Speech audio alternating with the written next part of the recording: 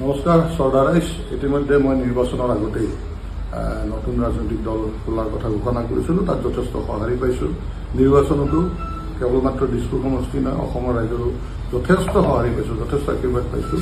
তাৰ বাবে আটাইকে আন্তৰিক কৃতজ্ঞতা জ্ঞাপন কৰিছোঁ, ধন্যবাদ।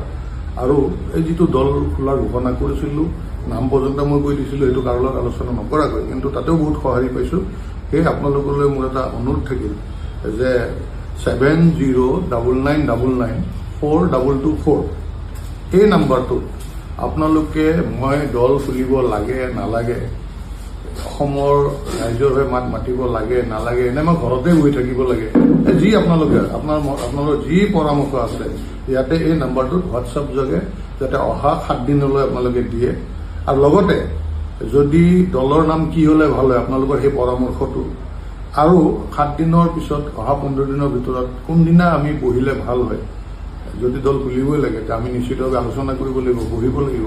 আৰু সেই বহাৰ দিনটো যদি আপোনালোকে তাৰিখ পৰ্যন্ত মূল্য যদি পৰামৰ্শ আকাৰে পঠায় তেতিয়া মোৰ সুবিধা হয়।